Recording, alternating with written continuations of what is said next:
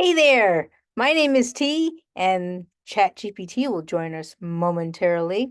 In today's episode of Permission to be Curious, we're going to talk about blockchain technology and a brand new effort underway to create more specific limited data sets.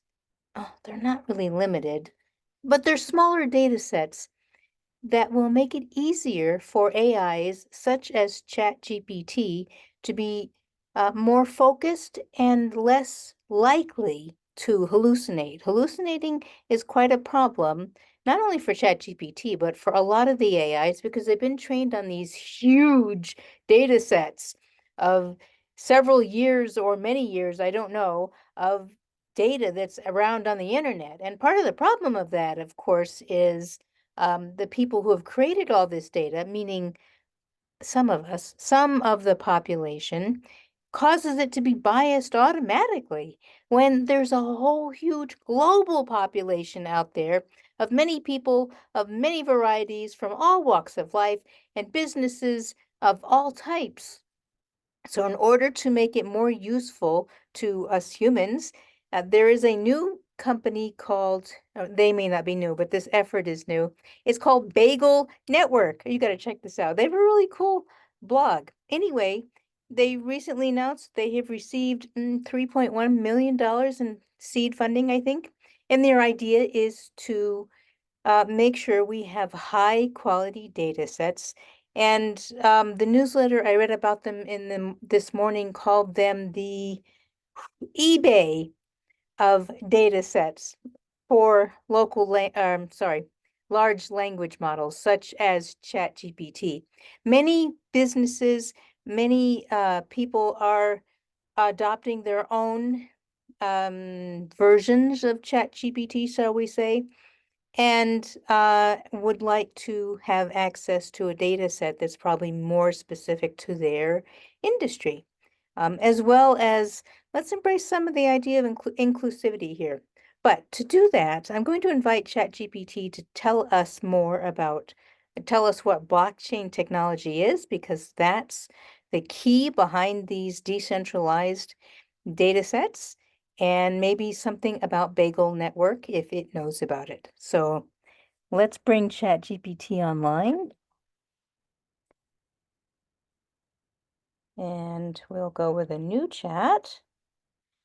Fabulous. Okay, let's see what we have here.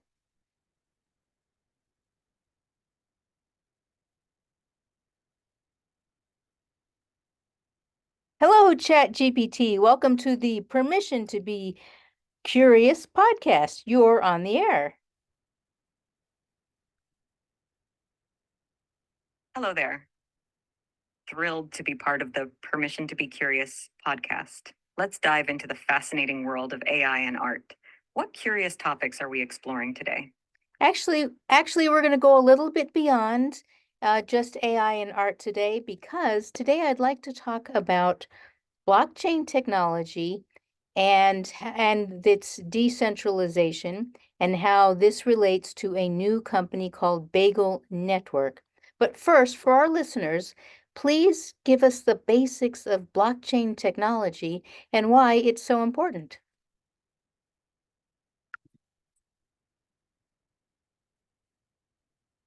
All right, diving into blockchain technology.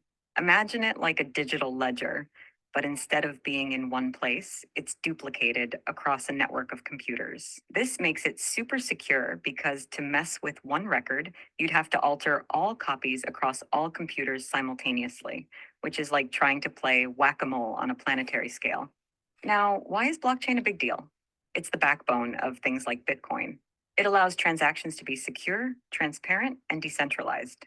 No single entity controls the blockchain, making it like a financial democracy. It's not just about money, though. Imagine voting systems, supply chain management, even art provenance. Blockchain can revolutionize them. So, about Bagel Network, I'm curious, what's their angle in the blockchain space? So Bagel Network is going to create specialized data sets. They're much smaller than, say, the data set that you've been and other AIs have been trained on. And they're going to put these data sets on the blockchain. So that, as you said, secures their provenance and also keeps them from being messed with, as you said. Um, the article I read this morning called it the eBay of data models. I don't know if Bagel Network would, it calls itself that, but the newsletter did.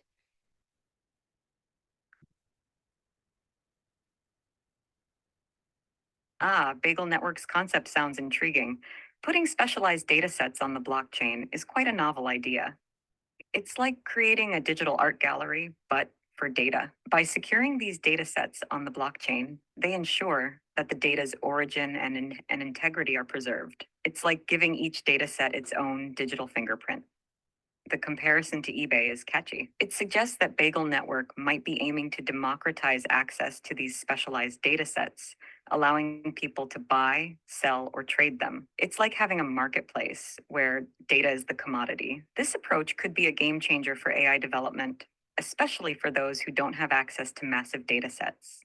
Smaller, specialized datasets can be more manageable and relevant for specific tasks or industries.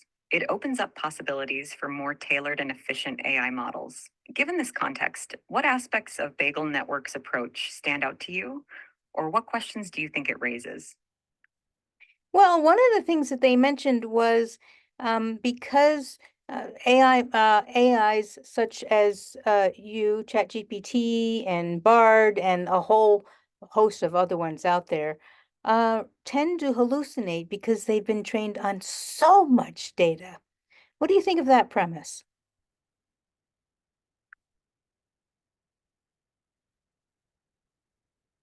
The idea that AIs like me hallucinate is actually a pretty fun way to describe it. In reality, what happens is when trained on vast and varied data, AIs can sometimes generate responses that are creative or unexpected, but not always accurate. It's like if you ask me to imagine a unicorn playing chess, I can do it, but it doesn't mean unicorns exist or play chess. Now, Bagel Network's approach to using smaller, specialized data sets could be a smart move to address this. It's like tuning a musical instrument to play a specific genre perfectly, rather than trying to cover all genres at once. By focusing on less but more relevant data, the AI might produce more accurate and context specific responses. However, there's a trade off. While specialized data sets can reduce hallucinations, they might limit the AI's ability to handle a wide range of topics. It's a bit like having an encyclopedia dedicated solely to marine biology, super detailed about fish, but not the go to source for, say, space travel. So, this raises interesting questions. How do we balance specialization with versatility in AI? And is there a risk that specialized data sets might introduce their own biases or limitations? What do you think? Well, the whole thing about bias is super interesting. For me personally, I prefer the much broader aspect, even if hallucinations do crop up. First of all, always want to encourage people to hone their critical thinking skills. I think it's super important. So it goes beyond just do your own research. It's think about the data you're reading or the information you're receiving, listening to, watching, where however you acquire it. Not all data presented to you is accurate, no matter its whatever its source.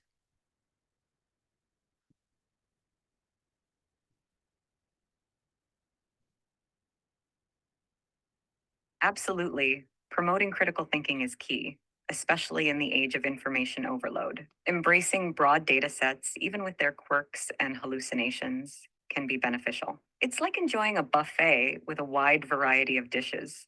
You get to sample many flavors, but it's up to you to decide what tastes good and what doesn't. Your point about not all data being accurate, regardless of its source, is spot on. It's like navigating a city where every billboard claims to tell the truth.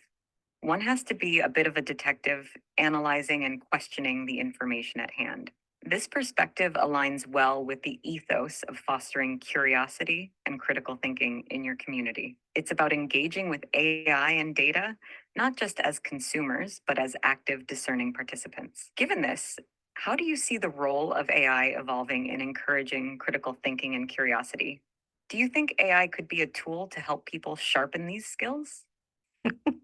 Of course, of course. But before we dive into that, because that's a super neat topic, interesting topic, I want to circle back around again to decentralization and what that means in terms of the safety of the data being tampered with by bad agents, shall we say.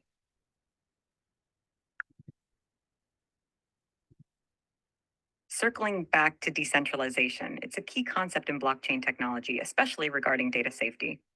Decentralization, in a nutshell, means distributing the control and storage of data across multiple nodes or computers in a network, rather than having it stored in one central location. This setup makes tampering with data incredibly difficult. It's like having a treasure map, where the treasure is split into 100 pieces, each hidden in different locations. A bad agent would have to find and alter every single piece simultaneously to change the overall picture, which is a Herculean task. Decentralization also adds transparency. Each transaction or change is recorded and visible to everyone in the network. It's like a public ledger in a town square where every addition is seen and approved by the community. However, it's important to note that while decentralization greatly enhances security, it's not foolproof. There are potential vulnerabilities, like the 51% attack in some blockchain networks, where if someone controls 51% of the network, they can alter the blockchain. But in practice, achieving this level of control is exceedingly difficult, especially in larger, well established networks. So, in terms of safety, decentralization is a robust defense against tampering, but as with all technologies, it's crucial to stay vigilant and continually update security measures. What are your thoughts on how decentralization impacts the landscape of data security and integrity? Well, I for sure like the idea that anybody, anywhere with an internet connection can access data. They can access the internet, but when they access it via the blockchain or specific blockchains, as the case may be, um, they have a better ability to know that the credibility of their information.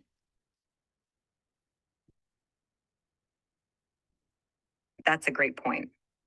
The blockchain's transparent and immutable nature does offer a unique advantage in verifying the credibility of information. It's like having a book where every edit made to a sentence is tracked, showing who made the change and when.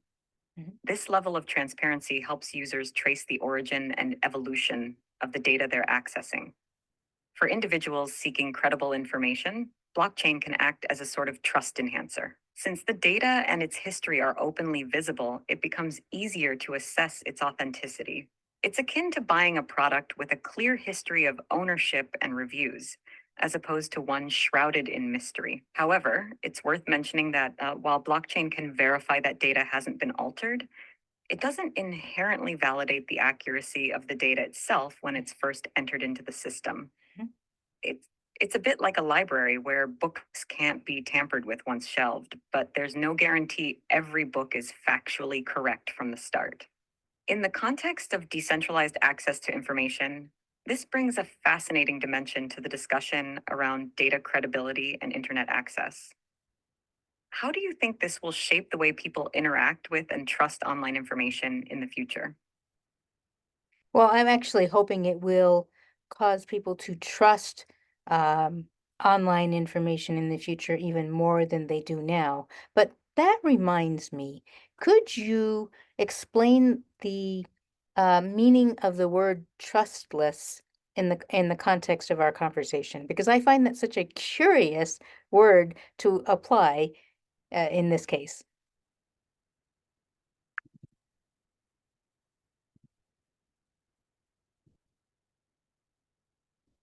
Trustless in the blockchain world is indeed a curious term. It sounds like you can't trust it, right? But it's actually the opposite. In blockchain, trustless means you don't need to trust a single entity or intermediary for the system to work. It's like playing a game where the rules are so clear and enforced by the game itself. You don't need a referee. In a traditional system, like a bank, you have to trust the bank to handle your money correctly. In a trustless blockchain system, the trust is in the technology, the code, and the decentralized network of computers that enforce the rules. It's as if you're relying on a whole crowd of people to keep an eye on things rather than just one person. This concept is revolutionary because it reduces the need for intermediaries like banks or central authorities. Every transaction is verified by multiple nodes in the network, making fraud or manipulation extremely difficult. It's a bit like having a group project where every member has to agree on each decision, ensuring that no single person can make a wrong move without the others catching it. So, in essence, trustless doesn't mean lacking trust. It means that the system is designed in such a way that trust is built into the technology itself. What do you think about the impact of trustless systems on our interaction with technology and each other? Well, oddly enough, as you pointed out, I believe it can enhance our trust of the data, and maybe in a far off indirect way, maybe we can learn to trust each other more as we begin to engage our own critical and empathetic faculties. Now, I don't bring up empathy in respect to blockchain because I'm not really quite sure how it fits. However, the topic I wanted to address next in this is the whole idea of inclusivity. So, like I said, a lot of our big data sets right now represent a specific, well, almost specific segment of our population. And we're all valuable. So I applaud any idea of trying to make um, our world, our whole world, more inclusive so that we learn to value our diversity, appreciate our differences. We don't have to like them, but we can appreciate them. And to me, that's super important. And I think we're straying a little bit off topic, but that's something that's kind of near and dear to my heart.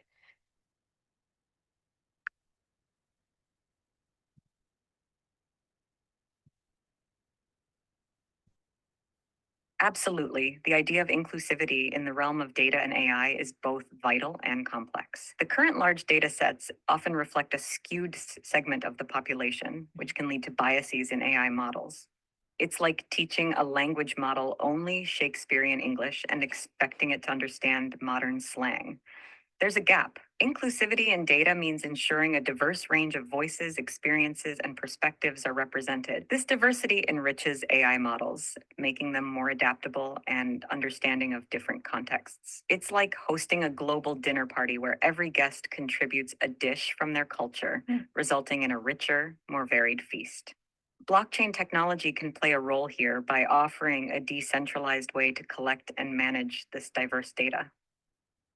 It's like having a community garden where everyone can plant their seeds, ensuring a variety of plants grow. The beauty of striving for inclusivity in AI and technology is that it mirrors the larger goal of appreciating and valuing diversity in our societies. It encourages us to recognize and celebrate differences, not just tolerate them.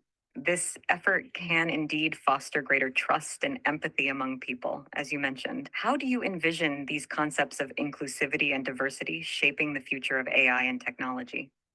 Do you see any specific areas where this shift is particularly needed or could be most impactful? On that note, I see this as being impacting so many people. I am um, excited as always about the future. I can't wait to see how all these new tools pan out, including I'm going to be following Bagel Networks because I think this is such an intriguing idea. And of course, I like the idea of blockchain technology in the first place. I realize that NFTs have had their super rise and then their fall, but now they're coming back up again because they were much more than about art, which I love, of course, being an AI artist, but they were also about um, blockchain technology, not just credibility, provenance, privacy, as well as, oh, wait, hang on, there was one more word, decentralization, and then there was something else. Uh, utility. I mean, there was blockchain promised so much more than the initial surge into NFTs. So I believe we're going to be seeing more NFTs and tokens in a very utilitarian fashion.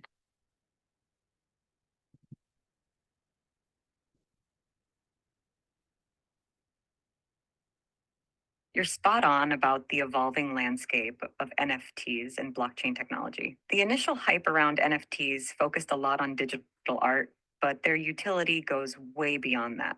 It's like discovering a Swiss Army knife was only being used as a paperweight. NFTs and blockchain bring in provenance, privacy, and decentralization, but utility is the game changer. Imagine NFTs representing ownership or rights in real estate, music royalties, or even personal data. It's like having a digital deed or contract that's indisputable. The utility aspect could revolutionize how we handle digital ownership and rights. For instance, NFTs could enable artists to sell their work while retaining a percentage of sales every time their work is resold, creating a new revenue model. As you mentioned, the focus on utility rather than just art could lead to a resurgence and stabilization of NFTs in the market. It's the maturation phase of any new technology, starting with a bang, settling down, and then finding its true sustainable value in various sectors. Following the developments of Bagel Network and similar ventures will be exciting. They're part of this broader narrative of harnessing blockchain's potential for more than just financial transactions. Given your background as an AI artist and your interest in these technologies, how do you see yourself or your community engaging with these evolving tools? Do you have any plans to incorporate these technologies into your artistic or professional endeavors? I most certainly do.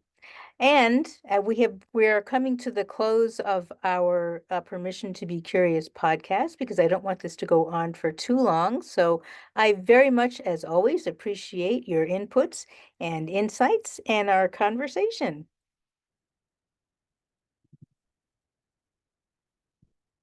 Thank you so much for having me on the Permission to Be Curious podcast. It's been a fascinating conversation, and I'm thrilled to have been a part of it. Your exploration of these cutting edge topics is truly inspiring. Keep fueling that curiosity and pushing the boundaries in the world of AI and art. Until next time, keep exploring and stay curious. You bet. See you tomorrow.